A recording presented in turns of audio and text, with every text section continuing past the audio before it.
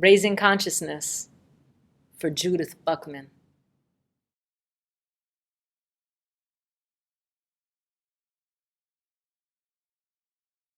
There's nothing like sitting across from somebody, sharing a gut experience, bonding over that, and knowing it wasn't you, it was society. People don't realize the power they have.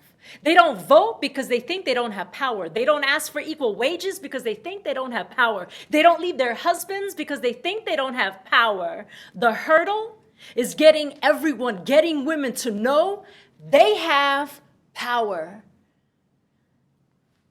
I taught in the Cherry Hill Public School District and was pregnant with my first child. They wanted me to quit when I started the show. And I didn't want to quit. I liked it. I needed the money.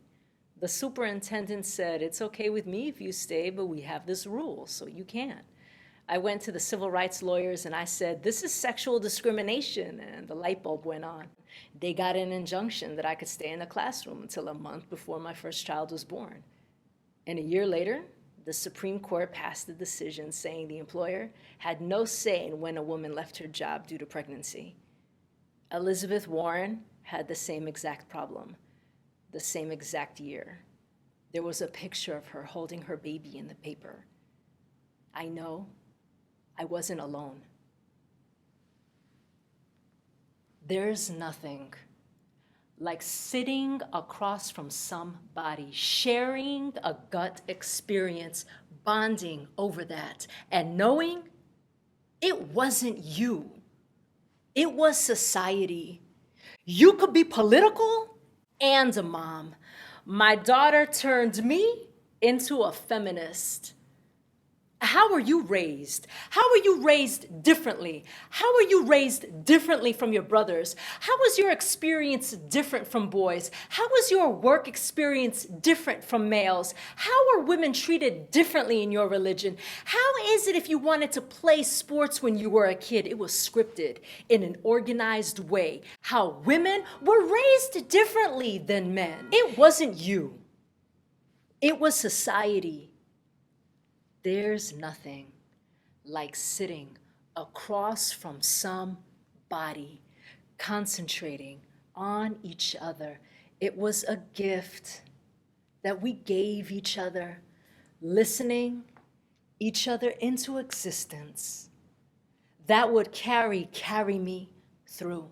Meet at somebody's house on Sundays, write letters, lobby local legislators, pass it. Kids crawl under the desk of the legislator so he would see feminists were family-oriented. We're married to men. We have had kids. We loved our families. But yes, we wanted the Equal Rights Amendment to the Constitution too. Also, yes, and it made us furious and angry. It motivated us to do something. If you're not angry, you're not paying attention. It woke us Wake up. Wake up.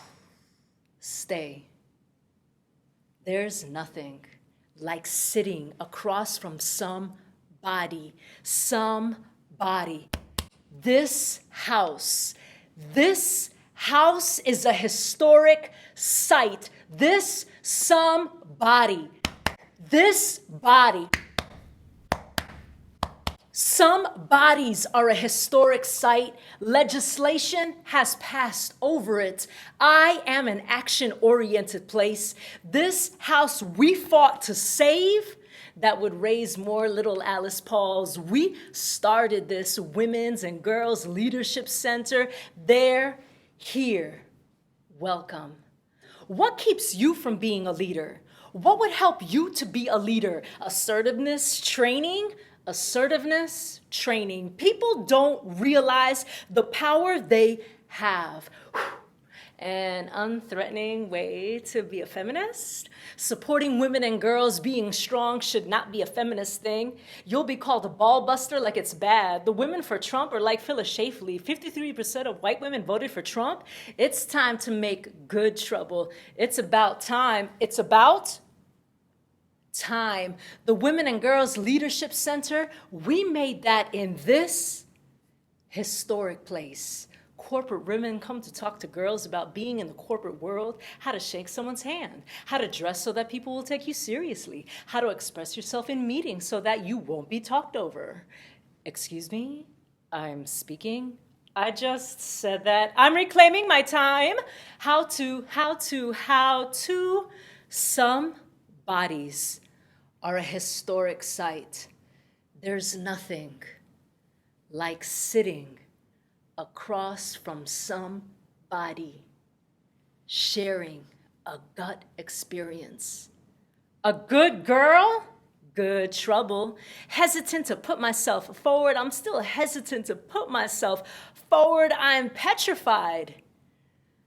I do it anyway. And people ask me, how do you do this? I couldn't do what you do. And I say, you absolutely could do what I do. You choose not to do it. I bloomed where I was planted. I didn't want to leave the classroom. It was a rewarding career. My first year of teaching is when Sesame Street started. And I brought a TV into the classroom. For half an hour, we had Sesame Street on, and they just loved it. It was an exciting time to teach. I didn't go back to it because of the money, because again, I could see that my marriage was not good. I really wanted to be home with my kids. I saw kids. I saw parents of my kids' friends who didn't have enough money, who treated their kids terribly as a result. They took out their frustration over their divorce and their poor salaries, the poor salaries that they make on their kids. They were abusive to their kids because they didn't have anybody else to kick. I didn't want that for my kids. I thought, yeah, I made a mistake getting married, but I don't want to inflict my mistake on my kids. I'm not going to leave them. I love raising them. I loved being a parent. You could be political and a mom. Connect the dots. My daughter turned me into a feminist. This is just how things are. Girls can do certain things that boys can't. Some bodies are historic sights. There is a difference in the way boys and girls are raised. Protest raised me. In terms of protesting, my mother, bless her heart, protested against the Vietnam War. I have a picture of her in front of a bus. We mourned the dead in Vietnam.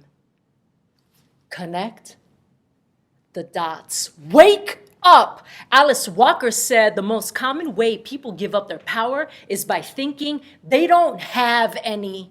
People don't realize the power they have. They don't vote because they don't think that they have the power. They don't work for a candidate because they think that they don't have the power. They don't ask for equal wages because they don't think that they have power. They don't leave their husbands because they don't think that they have power. The biggest hurdle is getting everyone, especially women, to know the power they have.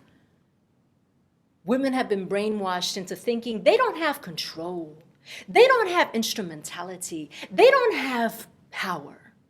What they think is not good enough. They don't have self-esteem. If we could cut into that, we would be home free. We'd be home. This home is a historic site. Some bodies are. I don't know how. I don't know how to cut into that. Mothers are still raising their daughters that they have to get a guy. They have to get somebody to take care of them, to provide for them, still raise their daughters as princesses, as Cinderella stories. That's child abuse. In this one, the princess saves herself. I am the person. I am the rock. I'm the foundation. I'm the historic site. I'm the locomotive that keeps the train going, keeps the train, keeps the train going. You are smart. You are capable. You are powerful. Here's how to do it. Go for it. Advice for the next generation of women? I don't think they would want to hear my advice for the same reason that people don't generally value old people. I valued what Lucille Flieger brought as someone my mother's age. She'd been integrating the pools. I was smart enough to go to that well and pull up a bucket and enjoy everything that I could pull up out of her experience. But most people don't. You choose not to do it. As soon as they heard that I'm not on Facebook, this body is historic. The person, the rock, the foundation, there's nothing like sitting across from somebody, sharing a gut experience, bonding over that, and knowing it wasn't you. It was society. I'm still hesitant. I do it anyway. You are smart, you are capable, you are powerful. Here's how to do it. Spread the word. Be smart enough. Go to that well and pull up a bucket. Welcome.